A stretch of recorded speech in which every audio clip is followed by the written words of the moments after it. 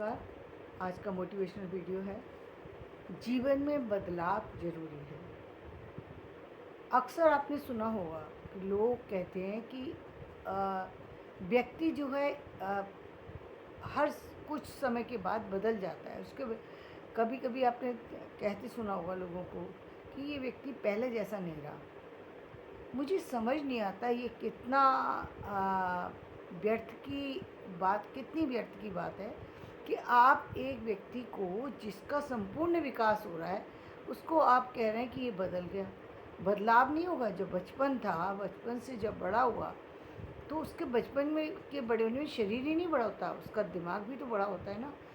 किस तरफ जाएगा, क्या सोचेगा, वो उसकी अपनी क्षमता है, उसकी योग्यता है, तो वो किस तरफ जा रहा है। तो उसमें बदलाव होगा ही, स्वाभाविक रूप से होगा। उसमें कोई अ, ये नहीं है कि कोई अलग चीज़ हो गई। लेकिन अक्सर आपने परिवारों के अंदर भी सुना होगा, इस बात को लेकर इतना तनाव होता है परिवार में, जब एक नई जो लड़की प्रवेश करती है, यानी एक विवाह के बाद जब एक बाहर की एक लड़की आकर के एक नए घर में मिलती है, तो अक्सर ये प्रश्न उठता है कि लड़की के कारण से लड़का बदल गया। लड़की के कारण से बदले या ना बदले, लेकिन लड़के का बदलना तो आवश्यक है ही, क्योंकि पहले वो एक लड़का था, यानी एक युवा था, एक सामान्य व्यक्ति, बच्चा था वो। तो उसके अंदर कोई सेंस डेवलप नहीं हुआ था, कोई ऐसी जिम्मेदारी नहीं आई थी। जब उसने जिम्मेदारी उठा ली, परिवार को चलाने के लायक हो गया, जीवन को चलाने लायक हो गया, तभी वो सर्विस करने लगा, अपने पैरों पे खड़ा हो गया। अब उसके सोचने का, रहने का, चलने का, फिरने का, उठने का हर तरीका तो बदलेगा ना, और हर दिन बदलेगा, क्योंकि जिस तरीके से व्यक्ति का बदलाव होगा, जैसे जैसे उसकी शिक्षा में बदलाव होगा, वैसे वैसे उसके व्यवहार में भी और विचारों में भी बदलाव होगा ही। यदि बदलाव नहीं होता तो ये सोचने का विषय है कि बदलाव क्यों नहीं है। एक व्यक्ति 30 साल की स्थिति में भी वैसे ही था, 35 साल की स्थिति में भी उसी तरीके का था, 40 साल की स्थिति में भी उसी तरीके का, 50 साल की स्थिति में। ये इसका मतलब व्यक्ति का विकास कहीं ना कहीं रुका हुआ है, उसके जीवन में प्रगति नहीं हो रही है। वो वह जहाँ से उसने जीवन शुरू किया वो वहीं खड़ा है। और आपने बहुत सारे ऐसे लोग भी देखे होंगे, ऐसे बच्चे भी देखे होंगे। बच्चे नहीं कहेंगे हम उनको ये कहेंगे कि वो पता नहीं किस तरीके के सांचे में डल कर के वो बन आगे बढ़ते हैं, कि उनको 40-40 साल के गांव के कुछ ऐसे बच्चे दिखाई दे जाते हैं, ऐसे लोग दिखाई दे जाते हैं जो 40 साल की एज में होंगे, और उनको अपने जीवन को संभालने का ना तो पता है, ना तो वो अपने शरीर को साफ रख सकते हैं, ना अपने बच्चों का ध्यान रख, वो अपना ही नहीं ध्यान रख सकते तो बच्चों का क्या ध्यान रखेंगे। उनके रहने का ढंग, उनका बैठने का ढंग, उनका बोलने का तरीका अभी भी वही है जो 10 साल के बच्चे का होना चाहिए। मतलब कहीं भी बैठ गए, कहीं भी खा लिया, कहीं भी सो गए। तो ये जो स्थिति है, ये स्थिति बताती है कि एक व्यक्ति का विकास जो है वो कहीं ना कहीं इस तरीके का है कि उसमें कुछ कमी आ गई है, उसका विकास नहीं हो पाया, उसकी या तो वो मंदबुद्धि है, या फिर उसको उसका पालन पोषण इस तरीके से हुआ है कि उसका विकास हो नहीं पाया है। कि कभी कभी हम जो देखते हैं ना, पेरेंटिंग की जो सही उम्र है वो कम से कम 21 साल की जो उम्र दी है वो बिल्कुल सही है। 20 साल तक तो देखने में, जब हमारे समय में हमने देखा था तो उस समय 20 साल के 30 साल की लड़कियां भी ऐसी होती थी कि जिन्हें कुछ भी नहीं पता होता था किसी भी चीज़ के बारे में। शिक्षा वो लेती नहीं थी, शिक्षा के नाम पर उनको सिर्फ एक क्लास में जाके प्रमोशन मिल जाता था। उन्हें पढ़ना तो होता ही नहीं था, केवल घूमने के लिए जो स्कूल जा रही है लड़की, वो क्या सीखेगी, कुछ नहीं सीखेगी। और जब वो शिक्षा में नहीं बढ़ी, जब वो व्यवहार में नहीं बढ़ी, जब वो पहनने ओढ़ने में नहीं बढ़ी, वो अपने बच्चे को कैसे पाल सकती है। जिसका अपने ही ऊपर ध्यान नहीं है, वो समाज में कैसे किसी और चीज़ के बारे में सोच सकती है। और यदि वो किसी और चीज़ के बारे में सोच रही है, यदि वो परिवार के बारे में सोच रही है, परिवार के लोगों के बारे में सोच रही है, हर व्यक्ति के विचारों को समझ रही है, हर व्यक्ति के के मतलब किस तरीके से उसके हर चीज़ को, हर एक्टिविटी को नोट कर रही है, अपने जीवन के बदलाव को समझ रही है, अपनी प्रगति को समझ रही है, आने वाले फ्यूचर को समझ रही है।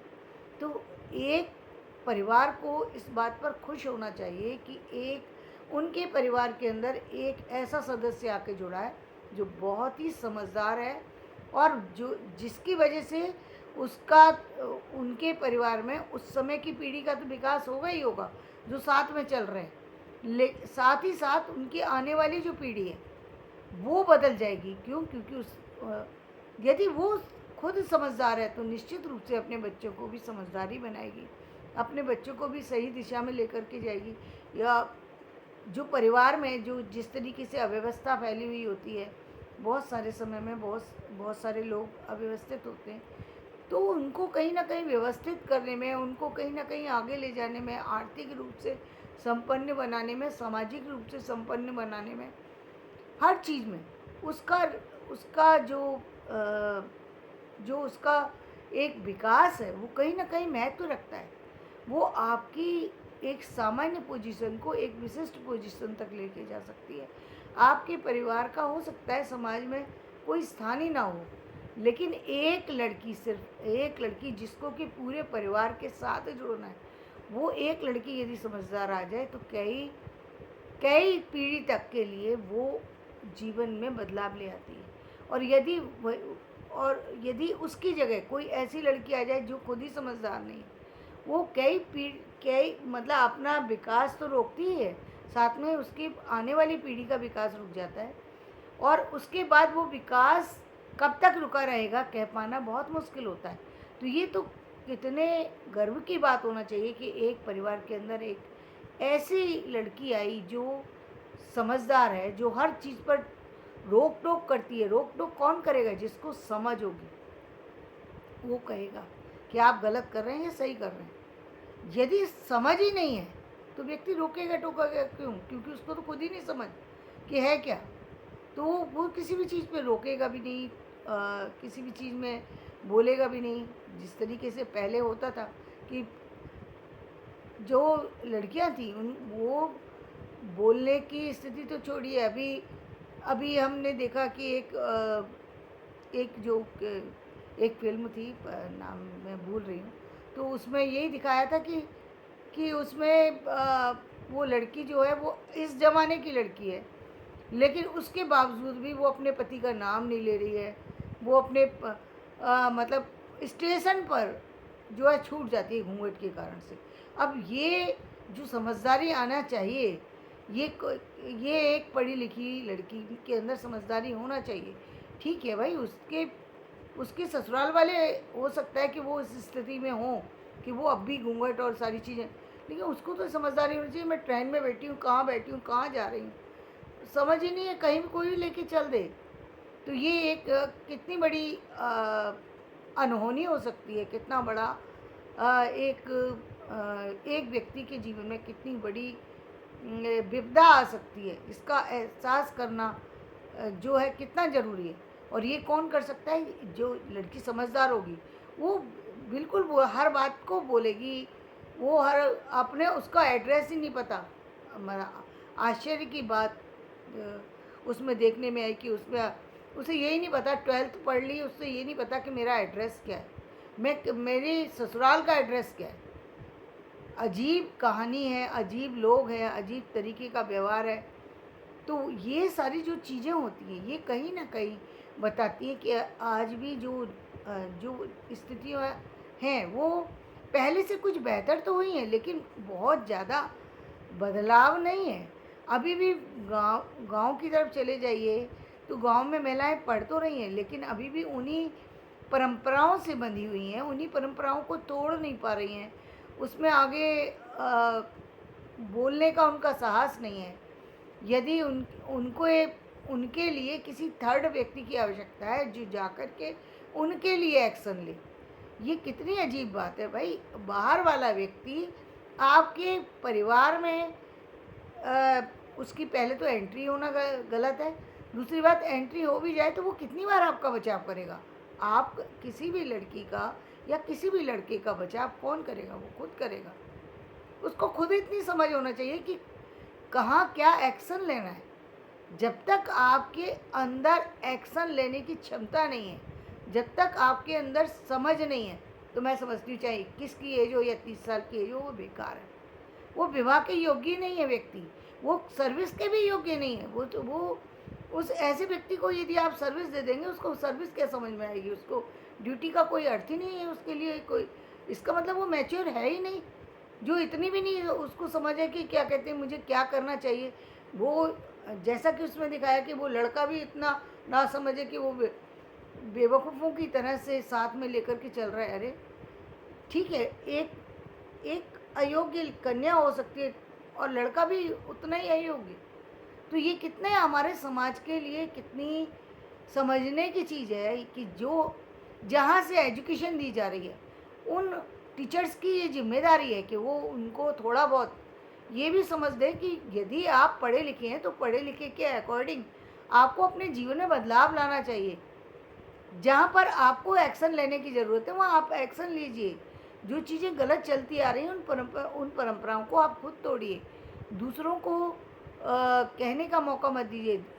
ऐसा कोई भी काम मत कीजिए जिससे कि आपका परिवार किसी विपदा में फंस जाए या आप खुद विपदा में आकर के खड़े हो जाएं। ये समझदारी का शिक्षा सिर्फ ये नहीं है कि आप सिर्फ किताबें पढ़ लें। किताबें तो कोई भी पढ़ सकता है। किताबें तो वो लेडीज़ भी पढ़ लेती हैं जो घर के अंदर रहती हैं, वो भी पहले भी पढ़ती थी। वो थोड़ा अक्षर ज्ञान जिनको था वो किताबें तो उठा के पढ़ लेती। किताबों से सीखती क्या थी कि शिक्षा के बाद सीखा क्या? केवल रट लेना ही तो शिक्षा नहीं है।